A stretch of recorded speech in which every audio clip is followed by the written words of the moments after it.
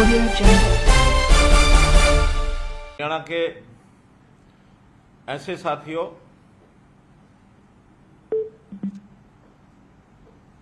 हरियाणा के मेरे ऐसे साथियों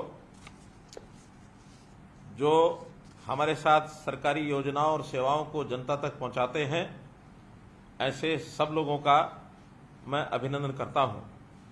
वैसे तो हर शनिवार को मैं किसी न किसी प्रकार के लाभार्थियों से ही बात करता रहा हूं, लेकिन आज जो वर्ग मेरे सामने है वो केवल लाभार्थी नहीं है, बल्कि जनता तक हमारी सेवाओं को पहुंचाने वाला हमारा साथी और जनता के भी एक प्रकार से वो सहयोगी हैं कि सरकार की योजना और सेवाओं को आप सब लोग उन तक पहुंचाते हैं। मैं आपका हार्दिक स्वागत और अभिनंदन करता हूं।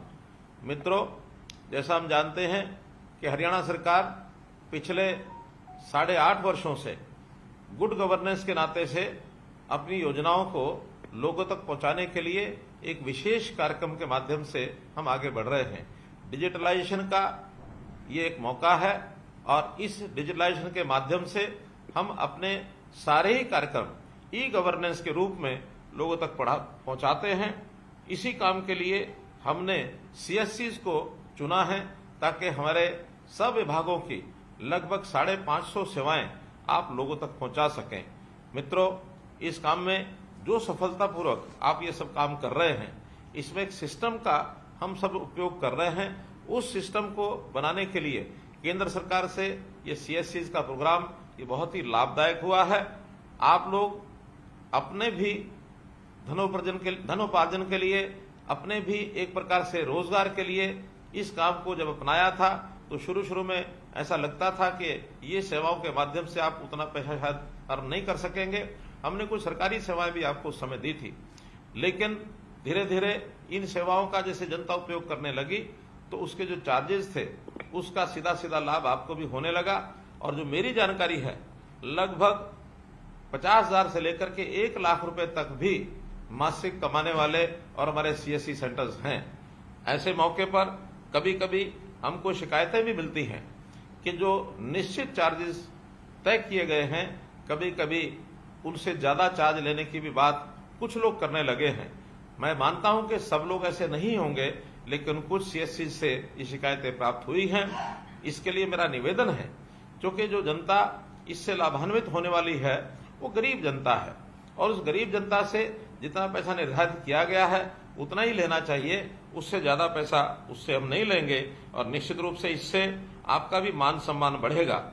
डिजिटल इंडिया का ये जो अभियान है, प्रधानमंत्री नरेंद्र मोदी जी के माध्यम से जो गति पकड़ी है, इसका उल्लेख न केवल अपने यहाँ देश में है बल्कि दुनिया के देश भी ये मानने लगे हैं कि इस गति से जो डिजिटल इंडिया का अभियान आगे बढ़ रहा है, बहुत से देश तो इसके ऊपर अध्ययन करने के लिए भी आगे बढ़े हैं। प्रधानमंत्री नरेंद्र मोदी जी ने पिछले साल जुलाई माह में जो डिजिटल इंडिया सप्ताह का शुभारंभ किया था, उस समय उन्होंने कहा था कि digital India ease of living और ईज ऑफ डूइंग बिजनेस को मजबूती देने वाला है। इस कार्यक्रम के अंतर्गत हमने नए नए प्रयोग शुरू किए। एक प्रयोग अभी परिवार पहचान पत्र ये हमने किया है और इस परिवार पहचान पत्र का जो लाभ है हरियाणा की जनता को जैसे मिल रहा है, इसकी चर्चा दूसरे प्रदेशों में जब हुई तो उन्होंने भी इसको अध्ययन करने के लिए हमारे पास आने लगे हैं। बहुत प्रदेशों ने अपने यहाँ इसको रेप्लिकेट भी किया है, परिवार पहचान पत्र को भी बनाने लगे हैं। न केवल देश में बल्कि बाहर से भी लोगों की एक जानकारी लेने की इच्छा जगी है कि ये परिवार पहचान पत्र क्या है। इस परिवार पहचान पत्र के माध्यम से हमने लोगों के राशन कार्ड बनाए, हमने लोगों को आयुष्मान भारत की योजना का लाभ पहुंचाया, हमने वृद्धावस्था पेंशन ये लोगों की अपने आप बने। 60 वर्ष की आयु के बाद व्यक्ति थोड़ा लाचारी का जीवन व्यतीत करता है तो उसको कहीं भी सरकारी दफ्तरों में चक्कर न काटने पड़े, कोई दरखास्त न देनी पड़े, कोई दस्तावेज लेके न चलना पड़े, तो उसको अपने आप घर बैठे 60 वर्ष के होने के बाद पेंशन देने का काम ये हमारा सेवा विभाग वो कर रहा है और इससे हमारे जो लाखों लोग इससे लाभान्वित हो रहे हैं। हमने चिरायु हरियाणा आयुष्मान भारत के साथ जोड़ करके आगे किया और इसका रजिस्ट्रेशन जो प्रारंभ कराया है, जो आपके माध्यम से भी सब हो रहा है, इसमें 75 लाख लोगों का और एक प्रकार से आयुष्मान चिरायु योजना के कार्ड ये बनाए जा चुके हैं।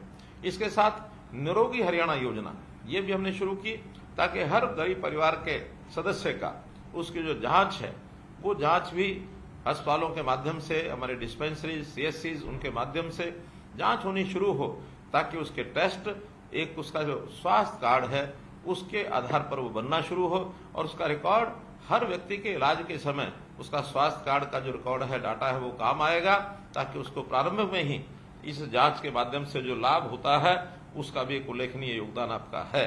तो हम लोग धीरे धीरे ऐसे बीपीएल परिवारों को ये जो सब लाभ पहुंचा रहे हैं, इन लाभ को पहुंचाने में अपना अपना जो योगदान है।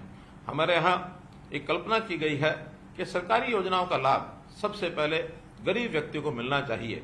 इससे पहले क्या होता था कि योजनाएं तो गरीब के लिए बनती थी, लेकिन उसका लाभ उठाने के लिए गरीब को छोड़ करके बाकी लोग जो थोड़ा दबंग वृत्ति के होते थे, जो योजनाओं का लाभ उठाने में बहुत ही माहिर होते थे, वो सब जाकर के योजनाओं का लाभ उठाते थे और गरीब आदमी पंक्ति में खड़ा रह जाता था।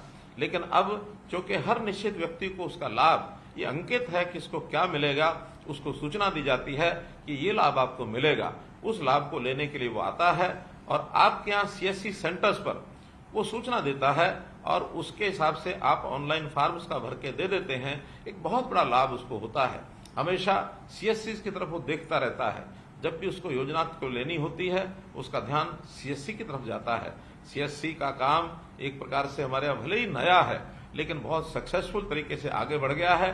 वो आपकी दुकान को सीएससी के नाते से जानता है।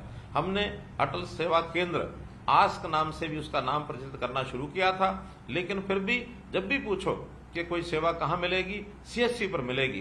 तो सीएससी का मान सम्मान ये बहुत बढ़ गया है। इसका जो लाभ उनको निरंतर ऑनलाइन मिलता रहे, इसलिए आपकी व्यवस्था जितनी बढ़िया होगी उस व्यवस्था के नाते से आप लोग जो उनकी सेवा करेंगे। और इस नाते से जो जानकारी मुझे दी गई है कि लगभग 30 से 35 हजार सीएससी के ऊपर ये सेवा उनको दी जा रही है। आप लोग साक्षरता के अभियान को चलाने वाले एक प्रकार से डिजिटल सक्षम भी हैं और साथ में साक्षर भी हैं।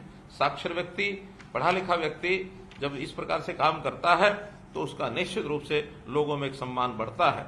पिछले 5 मास में इस डाटा का जो उपयोग करने वाले जो लोग हैं, जिनको हम सेवाएं दे रहे हैं, 9,36,000 गरीबों के स्वास्थ्य की जांच हुई है।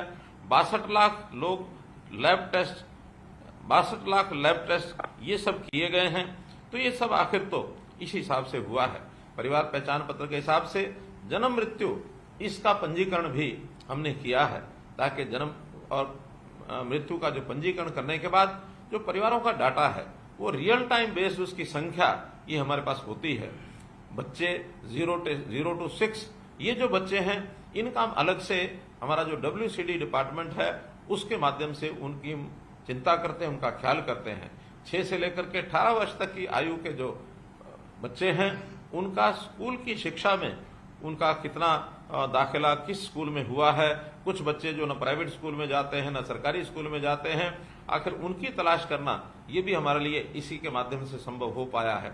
इसी प्रकार जो 18 साल से 25 साल के युवा हैं, ये हायर एजुकेशन का डिपार्टमेंट उसको जो है ढूंढता है, उसको एजुकेशन के नाते या स्किलिंग के नाते उसको काम में लगे ये प्रेरणा दी जाती है, ताकि बड़ा होकर के अपने व्यवसाय को वो कर सके। इसका भी उसको जो लाभ है इसी परिवार पहचान पत्र के माध्यम से मिलता है। इससे ऊपर भी व्यावसायिक लोग, जो लोग 25 साल से 40 साल तक के हैं, जो एक प्रकार से युवा और यानी एंटरप्रेन्योरशिप में अपने योगदान को आगे बढ़ा रहे हैं, उनका ध्यान भी हमारा जो युवा और यूथ एम्पावरमेंट का जो डिपार्टमेंट है वो उसको ध्यान रखता है। 40 वर्ष से लेकर 60 वर्ष से ऊपर के लोग, सेवा विभाग इनकी चिंता करता है, ताकि उन लोगों की कोई समस्या है उसको भी हम ध्यान रखें। उनकी पेंशन बनी है अथवा नहीं बनी है इसकी हम चिंता करें। उनको राशन मिल रहा है कि नहीं मिल रहा है, उनको आयुष्मान कार्ड का लाभ मिल रहा है कि नहीं मिल रहा है, ये सब चिंता सेवा विभाग करता है। और जो जो सेवाएं उनको मिलती हैं आखिर तो उनको अप्लाई करने के लिए हमेशा ये कहा जाता है कि जाइए अपने गांव की, मोहल्ले की जो सीएससी है वहां जाकर के आप अप्लाई करिए, और अप्लाई करने के बाद ऑनलाइन सेवा सब पहुंच जाती है।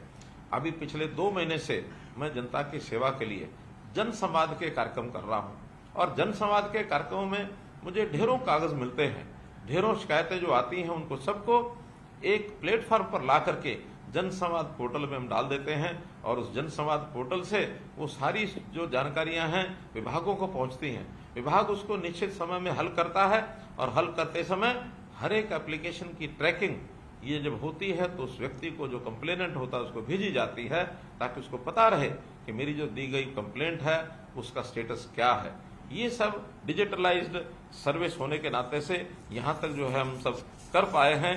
तो मैं तो यही कहूंगा कि चाहे व्यक्ति को राशन कार्ड चाहिए, चाहे उसको चिरायु अथवा आयुष्मान कार्ड चाहिए, बिजली या पानी का बिल भरना हो, आयकर भरना हो, वाहन बीमा भरना हो, जीवन सुरक्षा बीमा हो, गैस बुकिंग हो, ये आदि सब सुविधाएं एक ही छत के नीचे मिलती हैं और इनमें से बहुत सी सुविधाएं सीएससी सेंटर्स के माध्यम से भी उनको उपलब्ध कराई गई हैं। अभी तक ये जितने भी प्रोग्राम चले हैं और सीएससी के माध्यम से आपके द्वारा जो हुए हैं, अभी तक 1,72,40,000 ट्रांजैक्शन ये सीएससी के माध्यम से हो गई है। तो इतनी बड़ी संख्या में आप जो सब काम करते हैं, हमारी गवर्नेंस को स्मार्ट गवर्नेंस बनाने के लिए आप उपयोगी हैं। स्मार्ट गवर्नेंस यानी वो सिंपल है, वो मॉरल है, वो अकाउंटेबल है, रिस्पॉन्सिबल है एंड ट्रांसपेरेंट है। यानी इसी को मिलाकर के एक स्मार्ट गवर्नेंस, और स्मार्ट गवर्नेंस तभी मिलती है जब ये सब चीजें डिजिटलाइज तरीके से गवर्नेंस के माध्यम से, सुशासन के माध्यम से लोगों तक पहुंचे।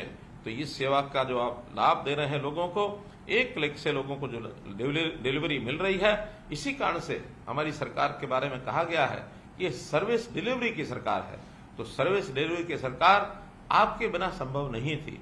भले ही हम कितनी योजनाएं बनाएं, हम केंद्र में बैठ करके विभाग अपनी अपनी योजना बनाते हैं, लेकिन जनता तक पहुंचाने के लिए यदि कोई माध्यम नहीं होगा, ये जनता का कोई सहयोगी नहीं होगा, तो पूर्ण लाभ उसको मिलना संभव नहीं है। तो आप जहां सरकार के साथी हैं, हमारे साथी हैं, वहां जनता के सहयोगी हैं। तो इस सहयोग के रूप में आप जो लगातार काम कर रहे हैं, इसके लिए मैं आपको बहुत बहुत बधाई और बहुत बहुत आभार प्रकट करूंगा कि इसी प्रकार से आप काम करते रहें। प्रधानमंत्री जी के डिजिटल इंडिया के इस अभियान में मैं कहूंगा कि आप वास्तव में डिजिटल मित्र हैं और डिजिटल ये जो तकनीकी क्रांति है, इसके आप योद्धा भी हैं। आप इसी प्रकार से उत्साह बनाए रखें और लोगों का भी उत्साह बना रहे और इन सब सेवाओं का लाभ लोग ले सकें, इसका प्रचार प्रसार भी आप अवश्य करें।